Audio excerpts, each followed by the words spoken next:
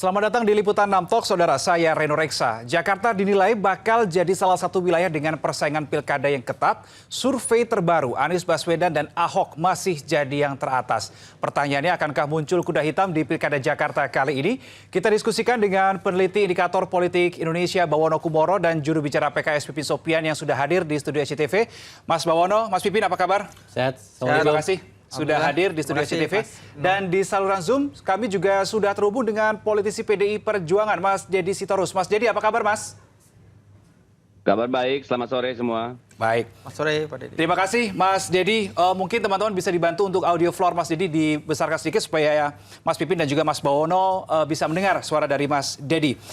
Sebelum saya ajukan pertanyaan, saya ajak Mas Deddy, Mas Pipin dan juga Mas Bawono untuk melihat simulasi yang diberikan atau yang dilakukan oleh indikator politik Indonesia terhadap 3 nama di Pilkada Jakarta. Tolong bantu ditampilkan, teman-teman. Ya, ini dia adalah simulasi 3 nama. Di situ ada Anies Baswedan di teratas 43,8%. Di belakangnya ada Ahok dengan persentase 32,1% dan Ridwan Kamil 18,9%. Bagaimana kalau simulasi 3 nama ini kita ganti? Ada satu calon yang kita ganti dengan figur yang lain. Baik, kita tampilkan. Ini dia, ternyata Ahok digantikan oleh Kaisang seperti ini. Komposisi angkanya kurang lebih begini. Nah, saya ingin tanyakan ke Mas Bawono, ketika ada Pak Basuki Cahayapurnama, Pak Ahok, elektabilitas RK itu ada di angka 18%. Ketika tidak ada Pak BTP, elektabilitas RK ini jadi 33%. Pertanyaannya adalah, berdasarkan penelitian dari IPI, apakah artinya ini basis pemilih dari Ahok dan RK ini sama? Atau bagaimana? Ya, terima kasih Mas Reno. Memang ada sejumlah temuan menarik ya dari survei indikator yang kami rilis kemarin di Pilgub DKI. Jadi kita menemukan dalam simulasi top of mind dan berbagai simulasi nama-nama lainnya, misalnya semi terbuka, terus kemudian 16 nama, 11 nama, 9 nama, 4 nama, itu 3 nama teratas selalu dihuni oleh Anies Baswedan, Basuki Cahayapurnama atau Ahok, kemudian Ridwan Kamil gitu ya. Dan jarak masing-masing elektabilitas dari ketiga nama itu signifikan secara statistik. Baik dari jaraknya Pak Anies ke Pak Ahok ke Pak Ridwan Kamil gitu ya. Nah, tadi pertanyaan dari Mas Reno, ketika diganti Ahok oleh Kaisang, ada peningkatan di suara dukungan terhadap Ridwan Kamil. Nah, memang kalau kita lihat, kita juga melakukan simulasi 2 nama. Misalnya antara Anies Baswedan dengan Ridwan Kamil. Kalau yang kita lihat dari simulasi itu, ketika kita bandingkan dengan simulasi yang sebelumnya, yang banyak nama, termasuk masih ada nama Pak Ahok, ketika dihilangkan nama Pak Ahok, kemudian head to head antara Anies dan Ridwan Kamil, itu jaraknya menjadi mengecil. Oke. Gitu ya. Kalau ada banyak nama, termasuk ada nama Pak Ahok, jarak antara Anies Baswedan dengan Ridwan Kamil itu sekitar 25%. Tapi ketika head to head 2 nama ini, jaraknya menjadi mengecil kurang lebih 15%. Nah, itu bisa dibaca, bisa dilihat bahwa Ridwan Kamil ini ternyata bisa menarik ceruk pemilih dari Basuki Cahayapurnama. Sehingga mengakibatkan peningkatan dari dukungan terhadap Ridwan Kamil. Dan sebaliknya kita juga punya simulasi 2 nama antara andai Anies Baswedan tidak ikut Pilkada DKI ini, antara Ahok dengan Ridwan Kamil, itu elektabilitasnya kurang lebih Sama. Oke, ditahan dulu di situ, Mas Bawono. Kita masih fokus coba di 3 nama terlebih dahulu ya. Kita kalau lihat di simulasi yang kedua, ketika Pak Ahok tidak ada, Kaisang dimasukkan, itu hanya sekitar 5,sekian persen begitu. Apakah ini apa faktor penyebabnya? Apa karena mungkin di situ ada Kaisang, ada RK yang kemudian ini 2 nama ini kan berangkat dari dari perahu koridor politik yang sama, yaitu Koalisi Indonesia Maju, atau ada penyebab lain? saya kira lebih kepada ceruk pemilih ya, ceruk pemilih yang diambil. Kan Pak Anies ini kan memang diidentikan sebagai ceruk pemilih yang identik dengan pemilih-pemilih PKS gitu ya. Pemilih kelompok Muslim gitu, kelompok Muslim kalau kita pakai spektrum itu ada di sebelah kanan gitu ya.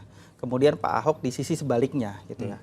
Nah, ternyata keberadaan dari Ridwan Kamil ini ternyata lebih sejauh ini dipersepsikan oleh pemilih di DKI itu ada di tengah-tengah. Sehingga keberadaan Ridwan Kamil kalau misalnya head to head dengan Anies Baswedan maupun head to head dengan Ahok, dia bisa mengambil ceruk pemilih dari kandidat yang tidak maju. Oh, gitu. Oke. Jadi ada celahnya di situ ya. Betul. Baik, itu tadi adalah dari hasil survei. Saya boleh koreksi. Boleh. Silakan, Ya, Mas jadi Pipin. Kalau dilihat dari hasil pemilu kemarin, Pak Anies itu dapat 40% di Jakarta itu. PKS dapat 18%. Artinya? Sisanya adalah dari Nasdem dan PKB. Jadi menurut saya analisis ini kalau berdasarkan fakta sesungguhnya tidak bisa mengatakan bahwa pemilih Pak Anies adalah pemilih PKS. Karena pemilih Pak Anies itu adalah dari Nasdem, PKS dan PKB. di Pilpres kemarin. Dan 18% ya memang dari PKS, sisanya 22% berarti itu dari Nasdem dan PKB. Jadi kami harus melihat bahwa memang Pak Anies ini adalah tokoh semua. Jadi tidak hanya dari kalangan Islam kanan misalnya, Islam tengah, juga masuk yang kiri. Jadi menurut kami memang celah di sini harus melihat ya bahwa para pengamat memang seakan-akan ada framing yang dibawa bahwa karena Pak Anies ini PKS maka jangan dong wakilnya dari PKS. Menurut saya analisis itu tidak tepat karena ini sudah tendensi gitu ya bahwa nanti tidak boleh wakilnya dari PKS. Padahal sebetulnya kalau dilihat dari pemilu 2024 bahwa Pak Anies sesungguhnya pemilihnya tidak hanya dari PKS, tapi di situlah Nasdem dan PKB. Tapi kan di situ cawapresnya adalah Muhaimin Iskandar yang ketum PKB, Mas Pipin. Betul. Jadi menurut saya wajar kalau misalnya jadi tidak bisa dikatakan bahwa pemilih Pak Anies tidak hanya dari PKS kan. Oh, oke. Jadi nanti dari PKB dan Nasdem sehingga kita harus bisa menempatkan sejak awal ya adil dalam melihat menganalisis bahwa memang Pak Anies tidak hanya pemilih PKS, tetapi Nasdem dan PKB juga masuk dalam pemilih Pak Anies. Oke, Mas Pipin, ini masih soal tadi utak-utik komposisi parpol dan sebagainya ya. Ini saya masuk ke kandidat begitu ya. Memang kalau tadi kita lihat di survei, 3 nama, Pak Anies memang yang teratas. Tapi kalau di Jakarta ini kan harus masyarakat kan harus di atas 50% begitu ya. Bahkan kalau kita lebih rinci lagi melihat survei dari indikator politik, kalau diduetkan dengan Pak Sohibul Iman yang diusulkan oleh PKS 43,1%, saya lihat angkanya di situ. Nah, ini bagaimana PKS melihat hasil temuan ini? Apakah masih oke, masih pede dengan duet aman Anies Sohibul Iman atau seperti apa? Ya tentu kami semakin percaya diri karena ini masih jauh, ada kurang lebih 100 hari lebih untuk lebih mensosialisasikan Anies Sohibul Iman ini ke masyarakat. Modal 43% itu udah begitu besar. Karena dulu biasanya kami 0%, 5%. Banyak kasus yang kami bisa memenangkan atau menjadi runner up baik di Jakarta maupun di Jawa Barat dan di daerah-daerah basis PKS ketika calon kami mungkin hanya sekian persen, kurang dari 10%, tetapi kami bisa memaksimalkan sampai berkali-kali lipat suara ketika titik nol ini. Jadi kalau kita saat ini survei katakanlah kami mengatakan bahwa ini titik nol berapa angka pasangan Anies dan Sohibul Iman, maka ini titik nolnya adalah 43%. Titik startnya ya. Jadi startnya di 43%. Ketika kami lakukan kampanye door to door, kemudian di media, ya, terus kemudian kita banyak silaturahim, mensosialisasikan apa program yang akan dibawa oleh Anies Sohibul Iman ini, kami rasa-rasanya, kami melihat karena pemilih Jakarta ini sangat rasional, mereka akan melihat apa yang akan dibawa program-programnya, mereka akan melihat sosok bagaimana Anies dan Sohibul Iman ini duo dinamik yang bisa bersatu, satu lulusan Amerika, satu lulusan Jepang. Jadi kami sih melihat masyarakat Jakarta nanti tidak ada lagi kecenderungan politik pragmatis ya, politik misalnya money politik, tetapi akan melihat apa gagasan yang akan dibawa oleh calon gubernur dan calon wakil gubernur. Berarti masih optimistis dengan duet ini ya? Betul. Dan yang paling penting adalah pasangan Anies Sohibul Iman ini mendapatkan akseptabilitas dari elit partai politik. Jadi kalau sebelumnya kami alhamdulillah dapat lampu hijau ya dari Nasdem, saat ini sudah mulai PKB juga sudah lebih soft dibandingkan sebelumnya ketika Pak Ahmad Syaihu ketika di Harlah hadir dan menyampaikan pantun yang mengajak PKB untuk bergabung itu nanti kita akan saksikan bersama. Itu nanti sudah saya siapkan itu untuk kita bahas angle yang lain. Tapi sudah kan ini berarti sudah tepat 1 bulan ya sebetulnya Anies Sohibul Iman kan karena diusulkan PKS tanggal 25 Juni 2024. Sekarang sudah tanggal 26 Juli 2024. Jadi sudah 1 bulan lah. Komunikasinya antara PKS dengan Pak Anies terhadap duet ini sudah seintens apa? Sudah ada pertemuan di beberapa kali dan sudah ada tim yang membahas tentang bagaimana teknis ke depan untuk bisa aman ini berlayar. terus sudah juga berbicara masalah strategi pemenangan ke depan. Tapi Pak Anies menerima atau bagaimana tone-nya ketika So far tone-nya positif. Pak Anies dan Pak Sohibul Iman adalah sahabat baik yang sudah lama. Dua-duanya mantan rektor Paramadina. Dua-duanya kemarin ketika di Pilpres adalah sebuah tim. Pak Sohibul Iman dari sejak tim kecil, tim 8 sampai tim baja juga masuk 8. di dalamnya. Dan saya kira tidak ada lagi persoalan. Yang kita lihat ke depan adalah bagaimana membuat gagasan kedua tokoh ini diterima oleh masyarakat Jakarta. Oke, saya ke Mas Dedi Sitorus. Mas Dedi, jadi kita sudah dengarkan tadi analisis dari Mas Bawono, indikator politik, dan juga sikap dari PKS, Mas Pipin di Pilkada Jakarta. Nah, kalau dari PDI Perjuangan sendiri, di Pilkada Jakarta ya, spesifik di Pilkada Jakarta, ingin memajukan kadernya sebagai cawagup kah? Karena nama Pak Ahok masuk loh di 2 besar di surveinya indikator. Ya, pertama saya mau kritisi tentang judul Anda itu ya. Soal kuda hitam. Di Jakarta ini yang kita takuti bukan kuda hitam, Pak, tapi tangan-tangan hitam tuh. Itu yang berbahaya. Jadi kalau soal siapa yang akan didukung oleh PDI Perjuangan sampai saat ini kita masih terus mencoba menggumuli semua opsi-opsi yang ada. Harus diketahui bahwa PDI Perjuangan kan nggak bisa maju sendiri tuh. Ya, jadi yang tersisa hanya PKB. Jadi itu realita yang kita hadapi dan waktu masih panjang saya kira masih terbuka ruang. Jadi itu yang akan kita kaji ke depan karena pilihan kita juga tidak terlalu banyak gitu ya. Kalau misalnya PKB tidak bergabung dengan kita ya bisa jadi PDI Perjuangan juga tidak berlayar. Itu satu. Yang kedua, saya tidak tahu bagaimana kondisi di Kim, tapi kan Pak Ridwan Kamil setahu saya sudah bisa hampir pasti akan bertarung di Jawa Barat. Nah, dengan demikian maka besar kemungkinan juga koalisi yang sudah dibangun itu kan juga akan berubah konstelasinya. Nah itu juga akan berpengaruh terhadap siapa saja yang akan maju di DKI Jakarta, begitu Mas. Oke, tadi Anda sebut, saya penasaran tadi, tangan-tangan hitam tuh siapa? Bagaimana, siapa, melakukan apa yang Anda maksud Mas Dedi? Ya tangan-tangan hitam itu ya tangan-tangan yang bergerak dalam kegelapan. Siapa itu Anda mungkin sudah tahu dan Bang Kang Pipin juga tahu itu saya kira. Jadi saya kira nggak perlu saya memberitahu siapa itu tangan-tangan hitam. Saya kira banyaklah gitu ya. Tapi yang ingin kita pastikan juga ini Kang Pipin, benar nggak nanti dorong Anies nih maju? Ah kira-kira gitu. Kalau benar ya keren gitu. Apalagi kalau ada Pak Ahok bertarung kan dua-duanya sudah punya pengalaman mengelola Jakarta. Ya, jadi tinggal melihat apakah lebih suka gaya belak-belakannya Pak Ahok atau lebih suka gaya teoritiknya Mas Anies gitu loh. Itu saya kira baik saja untuk Jakarta. Kalau kemudian nanti muncul calon baru misalnya seperti yang diusung oleh Golkar, ada Pak siapa itu Yusuf Hamka ya atau siapa saya lupa.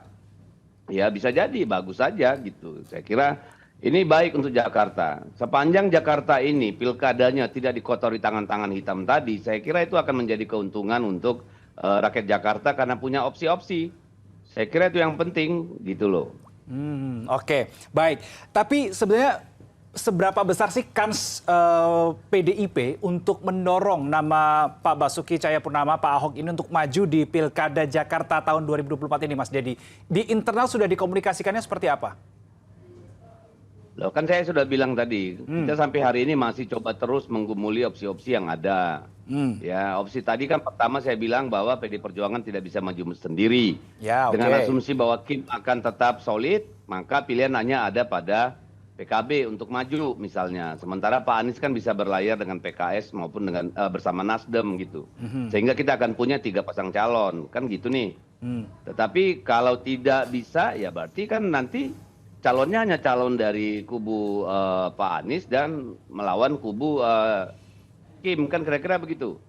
Nah, tapi kan kita lihat sendiri bahwa kondisi di Kim sendiri kan dinamis gitu. Dengan Kaesang tidak jadi dipasangkan di Jakarta, ini kan membuat konstelasi di Kim itu sendiri kan menjadi mencair gitu. Jadi masih kita tunggulah, waktu masih panjang gitu Mas.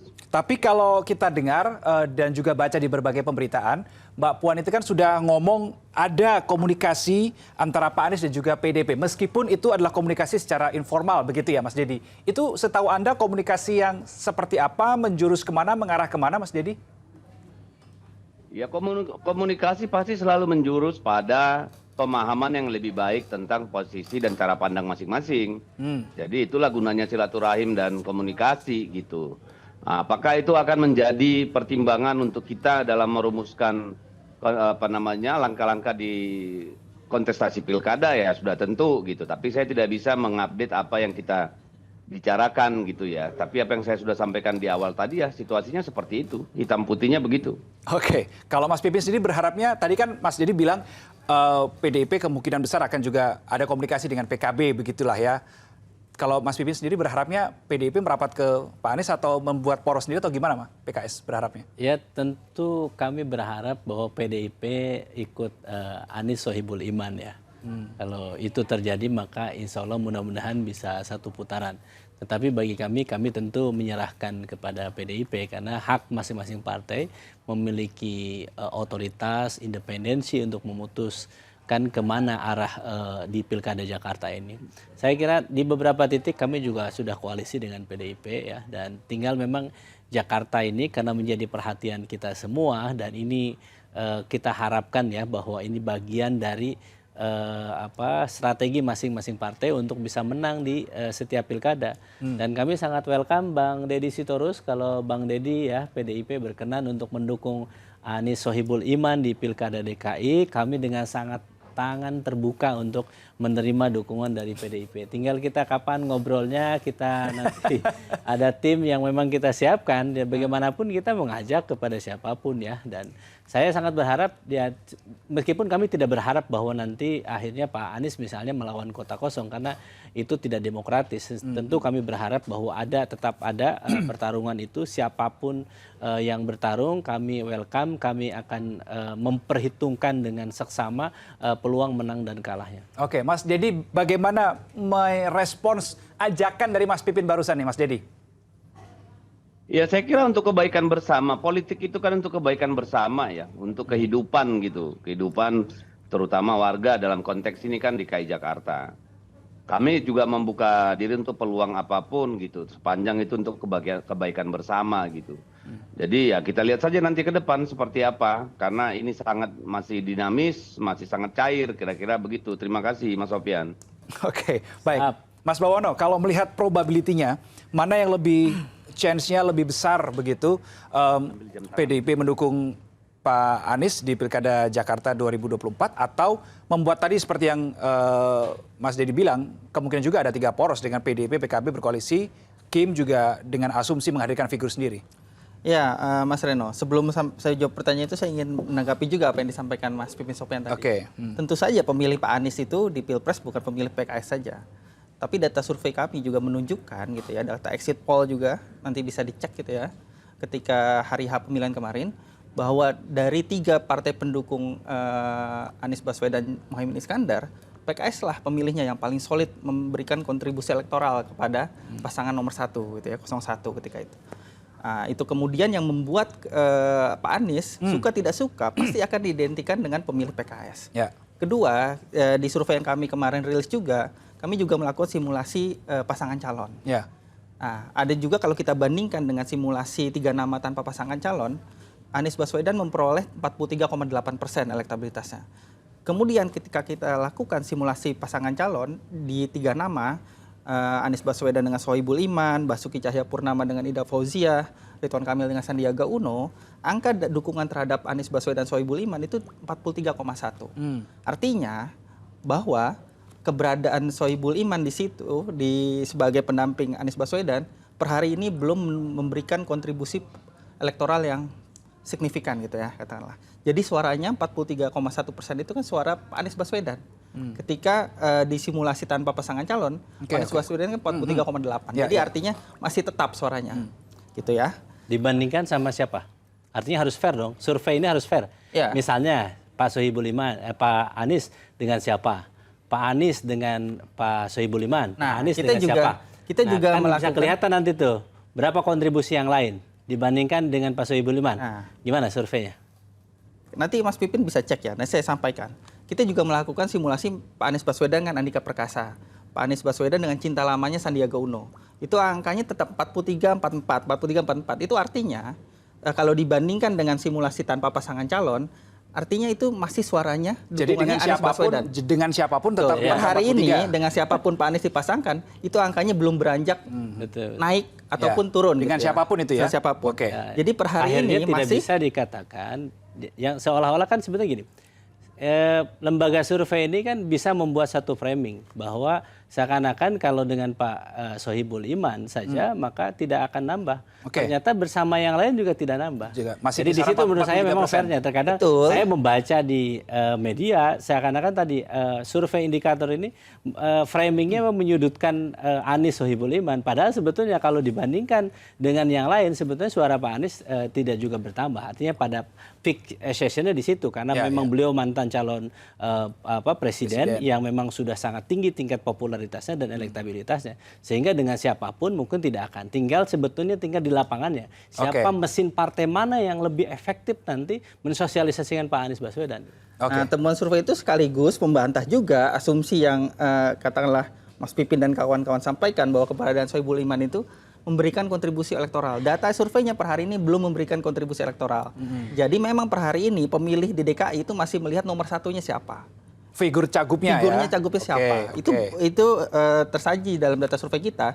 Dengan siapapun Pak Anies Baswedan dipasangkan gitu ya. Itu angkanya masih di 43%. Oke, jadi kita clear di situ ya. Betul, Sekarang oke. kalau menjawab pertanyaan saya tadi, bagaimana seberapa lebar peluang PDIP akan mendukung Pak Anies atau PDIP membuat poros sendiri bersama dengan PKB, kemudian Kim dengan asumsi menghadirkan figur sendiri, ini yang belum dijawab. Ya, saya kira pilkada DKI dengan Jawa Barat ini adalah dua pilkada yang sangat saling berkaitan ya. Karena itu tadi ada figur yang namanya Ridwan Kamil. Nah, Ridwan Kamil ini kan masih apakah tetap di Jawa Barat, apakah akan berpindah ke DKI gitu ya. Nanti bagaimana pembicaraan di tingkat elit dan sebagainya. Nah, di mana Ridwan Kamil akan bertarung itu akan menentukan, saya kira sedikit banyak akan menentukan, tadi Pak Deddy juga sempat singgung, bagaimana gerak politik PDI ke depan gitu ya di pilkada DKI. Benar bahwa PDIP tidak bisa mengusung sendiri. Tidak ada yang bisa mengusung sendiri di DKI, harus berkoalisi. Nah, pilihan koalisi ini tadi Pak Deddy Sitorus juga sudah sampaikan dengan PKB gitu ya. Dengan asumsi koalisi Indonesia Maju ini solid gitu ya di pilkada DKI. Tapi kalau kemudian koalisi Indonesia Maju ini terpecah, mungkin karena Pak Ridwan Kamil ternyata bertarungnya tetap di Jawa Barat gitu ya. Nah, itu kan tentu akan juga membuka peluang bagi PDIP untuk mungkin dengan 1-2 partai di koalisi Indonesia Maju untuk mengusung pasangan calon lain gitu ya. Apakah itu Pak Basuki Cahayapurnama atau nama-nama lain. Tapi juga ada kemungkinan seperti sudah disinggung juga oleh Mbak Puan, PDIP bisa juga akan mendukung menjadi bagian dari pendukung Anies Baswedan. Pertanyaannya kemudian adalah apakah PDIP ketika masuk ke barisannya Anies Baswedan bersama PKS, Nasdem, apakah ia akan menerima pasangan Sohibul Iman, Anies Baswedan Sohibul Iman? Bagaimanapun PDIP juga memiliki kursi yang signifikan di DPRD DKI. Tentu PDIP kalau menjadi bagian dari pendukung Anies Baswedan tentu kan akan berharap ya posisi nomor 2 sebagai wakil gubernur. Kelihatannya semua partai berharap begitu ya. Betul.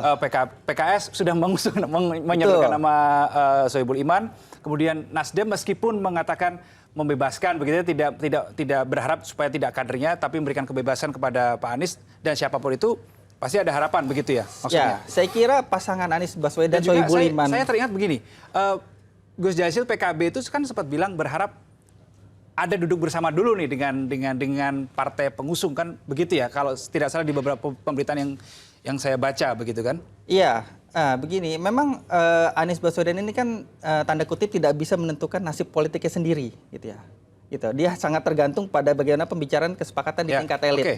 Nah, apakah pasangan Anies Baswedan Sohibul Iman yang dipromosikan PKS per hari ini itu nanti bisa diterima di ujungnya ketika memasuki masa pendaftaran pasangan calon 27 sampai 29. Nah, itu kan yang juga masih menjadi misteri. Ini sudah harga mati bagi PKS nggak sih, Mas Pipin, duet Anies Sohibul Iman? Ya bagi kami opsi tadi ya bahwa ketika kami mendukung Pak Anies, memang kami mensyaratkan wakilnya Pak Sohibul Iman. Jadi itu bagi kami. Dan ini juga sudah kami sampaikan baik ke Nasdem maupun ke PKB ya. Dan ya kami harus sampaikan bahwa memang dari sisi Nasdem tidak ada penolakan terhadap Pak Sohibul Iman, begitu juga dari PKB. Sehingga kami optimis bahwa kesempatan yang diberikan oleh rakyat Jakarta bahwa PKS pemenang pemilu, maka mereka juga berharap bahwa PKS juga bisa menang di eksekutif. Sehingga bagi kami menawarkan dua sosok ini karena tidak hanya capacity to win, tapi kami juga menawarkan capacity to govern, kemampuan untuk menang antara tokoh dan mesin partai yang akan kami tunjukkan sesempurna mungkin, seoptimal mungkin untuk memenangkan pasangan ini. Kita tahu bahwa Pak Anies itu punya ketokohan yang luar biasa di Jakarta, dan kemudian kami simbol mesin partai itu diperlihatkan oleh Pak Sohibul Iman. Jadi kami akan optimalkan itu. Dan yang paling penting adalah kemampuan Pak Sohibul Iman dalam capacity to govern, dalam memerintah.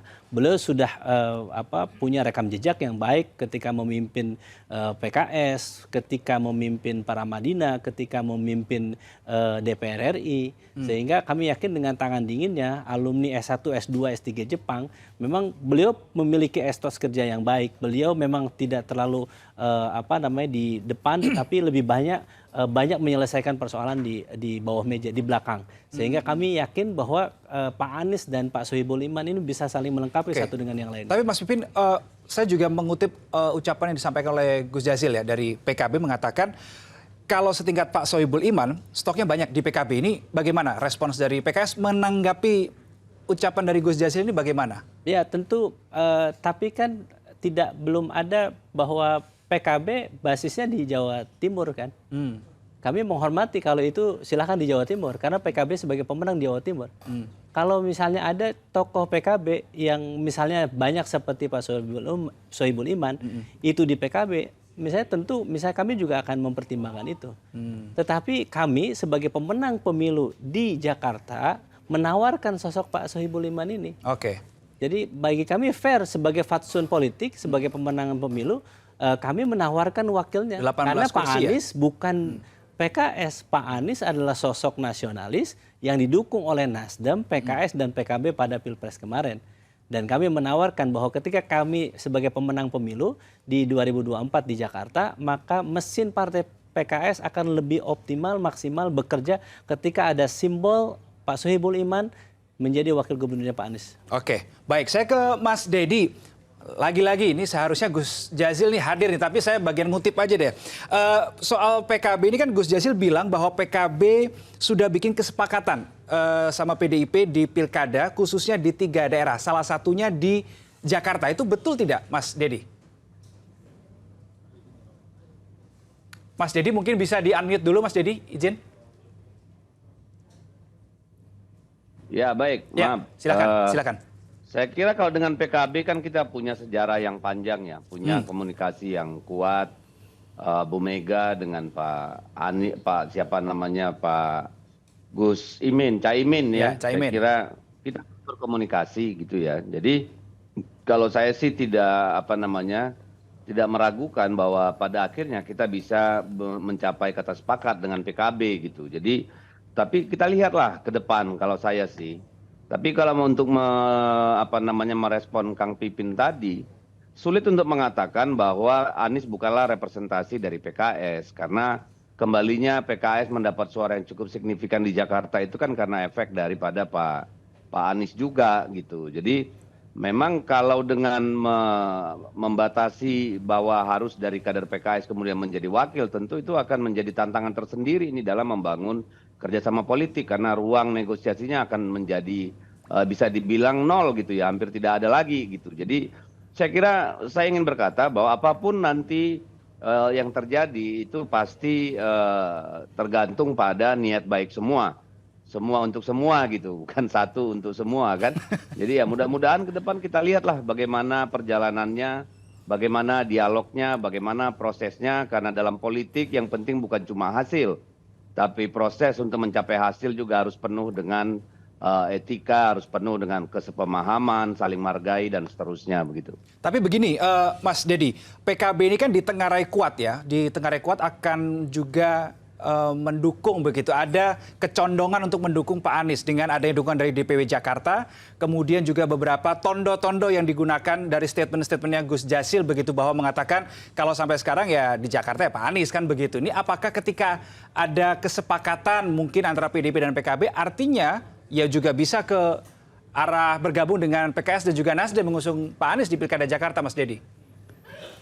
Gini, Anda tidak bisa membaca politik itu secara linear ya.